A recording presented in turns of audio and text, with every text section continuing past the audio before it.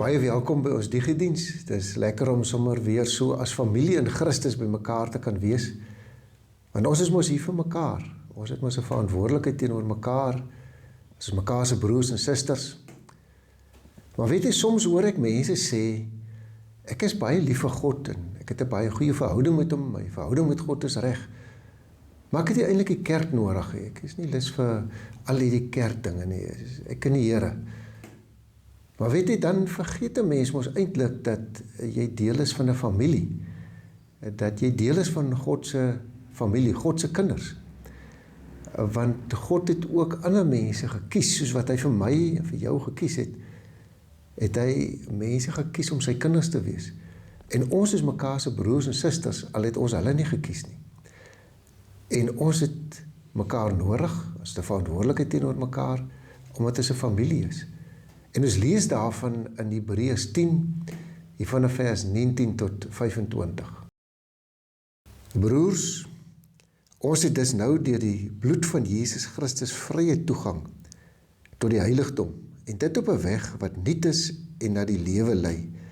Hierdie weg het hy vir ons gebaan deur die voorhangsel heen. Dit is deur sy liggaam.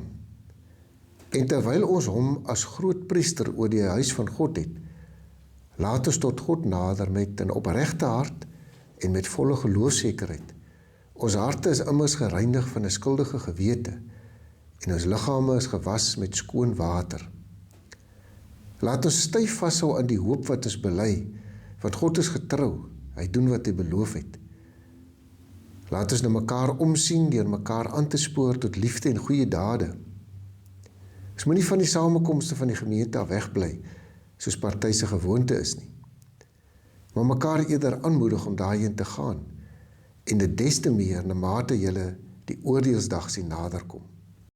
In hierdie gedeelte wat ons nou net gelees het, gee die Hebreërs skrywer vir ons 'n paar wenke, maar ook eintlik opdragte. In die eerste plek sê hy vir ons, ons moet vashou aan die hoop wat ons bely. En die hoop wat ons bely is natuurlik die hoop om in die hemel te kom, om deel van God se koninkryk te wees. Want Jesus het vir ons die deur oopgemaak. God het dit deur Jesus gedoen. En daarom is daar ook 'n klomp beloftes in die Bybel, waaraan ons kan vashou. En dan kom sê die Hebreërs skrywer, maar hierdie God wat hierdie beloftes gee, is ook getrou. En hy sal dit ook doen. En daarom moet ons net vashou aan hierdie hoop. En dan kom hy by die tweede ding wat eintlik 'n opdrag is.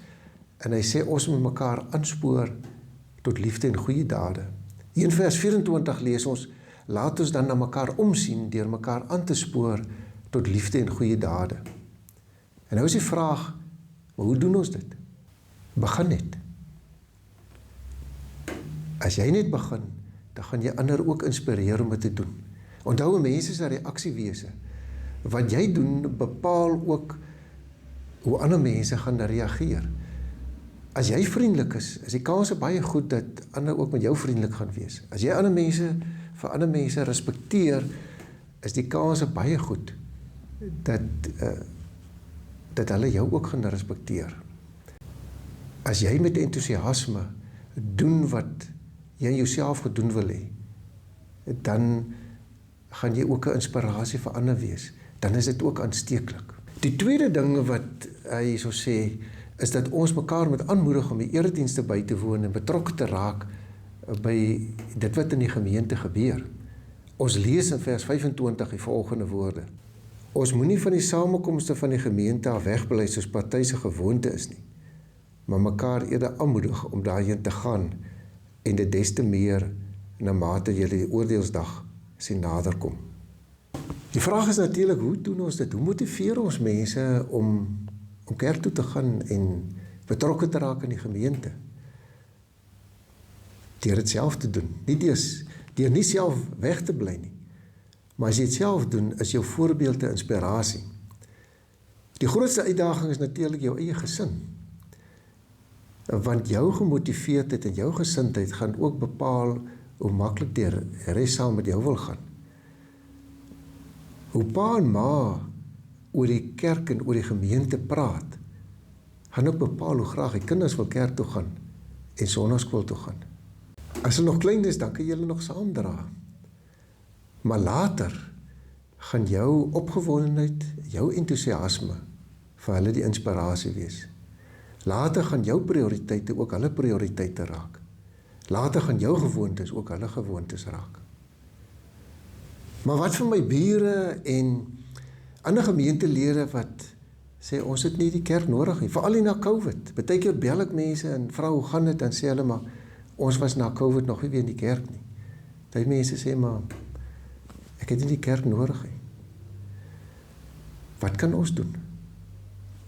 Ons kan hulle nooi, maar vertel vir hulle wat jy beleef. As 'n mens opgewonde is oor iets, dan kan jy nie anders as om daaroor stil te bly, dan wil jy vertel. Ek is verskriklik opgewonde oor ons kinderbediening, oor die lokale wat vergroot is, oor die lokale wat so mooi is, oor alles wat gedoen word, oor die drome wat hulle het. Het is vir my lekker om kerk toe te kom, om die mense te sien, om soms te gesels, te hoor hoe dit gaan, maar ook om hier te wees waar mense lief is vir God, waar hulle glo wat ek glo, waar ons saam na die woord kan luister, maar ook vir God kan aanbid deur sang en musiek.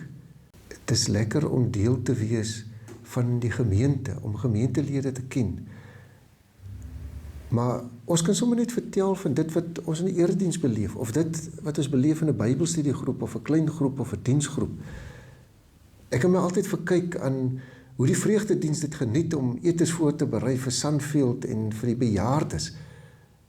Hoe mans en vrouens dit geniet om vir die insamelingspogings en by die funksies te werk, en hoe hulle mekaar geniet, hoe hulle het geniet om saam te werk, die uitreik na Beaufort Wes en Middelburg, die uitreik na Makatini, hoe mense dit geniet om mekaar te leer ken, en saam dinge te doen, ook saam aanpassings te maak.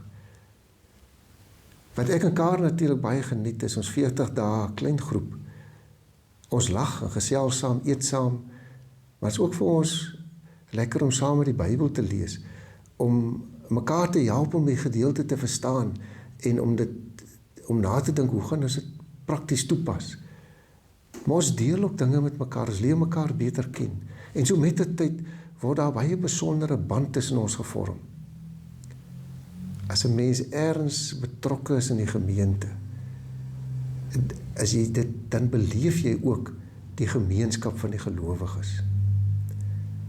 Ons is hier vir mekaar, omdat ons mekaar se broers en susters is, omdat ons familie is, omdat ons God se kinders is. Maar ons is nie hier om mekaar te veroordeel nie, maar mekaar in liefde aan te spoor tot liefde en goeie dade, om mekaar aan te moedig en te motiveer om by die eredienste en by die gemeente betrokke te wees. En onthou, ons gaan nie kerk toe vir dit wat ons daar kry, of hoe goed die preek is, of hoe goed ons bedien word nie. Ons gaan kerk toe om God te aanbid. Ons gaan omdat ons dankbaar is. Ons gaan dankbaar omdat ons dankbaar is vir die oop deur, vir die hoop wat ons het, dat ons deel van die koninkryk kan wees, dat ons die ewige lewe het. Ons is ook nie betrokke by die kerk oor iets wat ons kry nie, of wat ons daaruit kry nie. Maar ons is betrokke by die kerk om vir ander iets te beteken. En as jy vir iemand anders iets kan beteken, dan vervul dit jou met 'n vreugde en 'n sinvolheid en 'n betekenis in die lewe wat niks anders vir jou kan gee nie. Amen. Here, baie dankie dat ons vanoggend uit die woord kon lees, en dat ons sommer kon nadink oor die hoop waaraan ons kan vashou, die beloftes wat U in die woord gee, wat ons weet wat waar is en wat gebeur en sal gebeur. Wil U ook deur U Gees vir ons lei om vir ander 'n inspirasie te wees, tot liefde en goeie dade, dat ons meelewing in die gemeente ook vir ander sal inspireer, dat ons opgewonde daaroor sal wees en sal vertel en sal deel, sodat ander mense ook die vreugde en die betekenis van die lewe kan ervaar, ook kan ervaar die lewe wat U vir ons kom gee deur Jesus Christus. Dankie vir ons gemeente, en dankie dat ons deel daarvan kan wees. In Jesus naam, amen.